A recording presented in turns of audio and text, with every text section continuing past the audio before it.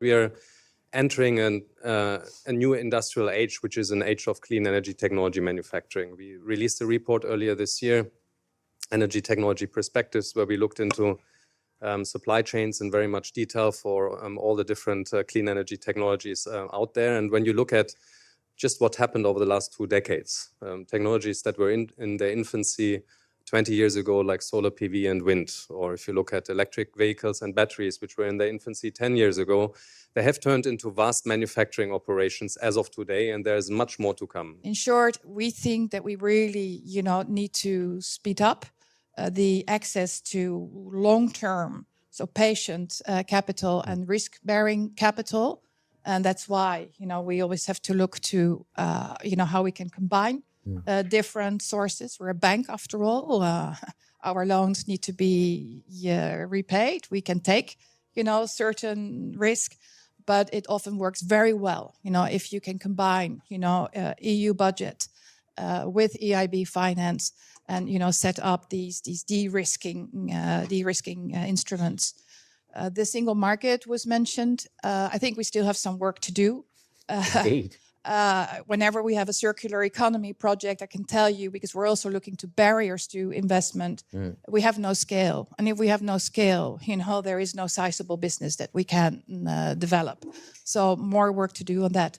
Not to mention the challenge that we have in the EU, that the financing is very much bank lending financing. We have venture, we have the European Investment Fund, but if you look to the scale, for example, in the US, I don't think I need to repeat that in this room, but we really need to develop that capital markets union. And we should not be forgetting digitalization. And now we have a gigantic challenge, of course, to green all of our industry and decarbonize all of the economy. But at the same time, we need to be ramping up carbon removal, because at the end of the day, 2030, 2035, we're still going to have residual emissions from some of these hard to abate sectors, and that emission amount needs to be removed. Now, today, the total carbon removal capacity globally is something around 1 million ton. And that's 1 million tons of CO2. To put this into perspective, what type of a challenge are we looking at? By 2030, the IPCC has said we need to be at 2 billion tons. And that's steel in the ground, that's new projects, that's building infrastructure. Building infrastructure takes over 24 months when you're looking at a real project with real engineers, procurement times, etc. So we're definitely in a rush. And so, a note on what Carboculture, my company, is doing. We do biochar carbon removal. So essentially, we harness the power of nature to draw down carbon into plant matter, and we convert it with a novel technology that we've developed into a stable form of carbon called biocarbons. And it's kind of like a charcoal-looking thing. It's inert carbons that stay stable for hundreds to thousands of years, and those carbons are stored safely in soil, where they can also limit other greenhouse gas emissions from soils. Here comes in what a network, a telecom company, what Vodafone can do for the digital and green transition as an enabler. We introduced a new architecture called Open RAN, which is aiming for densely populated areas with various different architectures, which is 25-35% more energy efficient than any other solution on the market. But to bring examples closer to the energy sector, we work with E.ON and over 20 million consumers, where we brought smart meters across Europe, which obviously decreases the demand of those households, businesses which are using it. A lot of work outside of the EU on hydrogen, and we need clean hydrogen as part of the energy mix in Europe. Are there any great examples or lessons you can share from having worked at GIZ outside of the EU that could benefit the growing hydrogen economy in Europe? Yeah. Well, the thing is, everyone looks at the EU. So there's no week when not a delegation from outside comes to my office. This week it's Vietnam, so if everyone's interested, Thursday, Friday, to look at EU. And why is that? Because there's no other place where you have such a political regulatory framework that's so complex, but also kind of complete. You have incentive subsidies, you have the political mandates, industry targets. So most of the hydrogen projects worldwide are actually here. There are more hydrogen projects in the US closer to being financed because of the IRA, as we all know, but still we are in a very good place and everyone's looking here.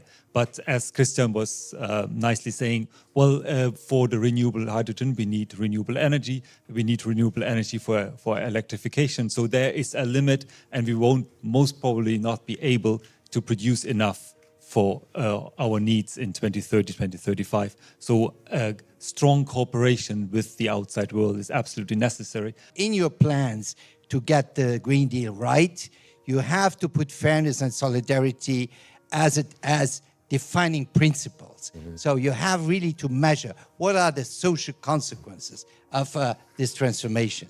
And you have to adjust to that. And you have to make sure that these consequences are fairly distributed and not just at the expense of certain groups, very often the most vulnerable groups. Well, I think the risk is real, because, well, not on the language side, because when I listen to Manfred Weber, when I listen to Emmanuel Macron, both of them are saying, well, basically, we have to do the green transformation, etc. But there's a big caveat. As long as it doesn't touch the fundamentals of the system. So we have to go green, but capital owners, rent seekers must be preserved at any cost. And this is where their green credentials stop, right? So the risk is that we might have a Green Deal moving forward, but a Green Deal in name only. A Green Deal in name only that will stop short of, well, how should I say, making those who should be the losers of the transition, the losers. In other terms, I want to be clear, because there's this language, you know, working for all Europeans. There's 1% of Europeans, or maybe 2 or 3, who are basically capital owners at large. They are the principal winners of the system that is in place. We cannot preserve their incomes. We cannot preserve the kind of financial returns that they want and do the transition. It's either or. Well, we all underwent, and that was said before me by Pierre, we all underwent dramatic events last year. A dramatic conflict, first and foremost. And of course, it also had energy consequences. On the energy landscape, we had the shock of the war in Ukraine. We also had the shock of lower than expected availability of a number of means of production of electricity on the European market, in particular French nuclear and in particular hydrology.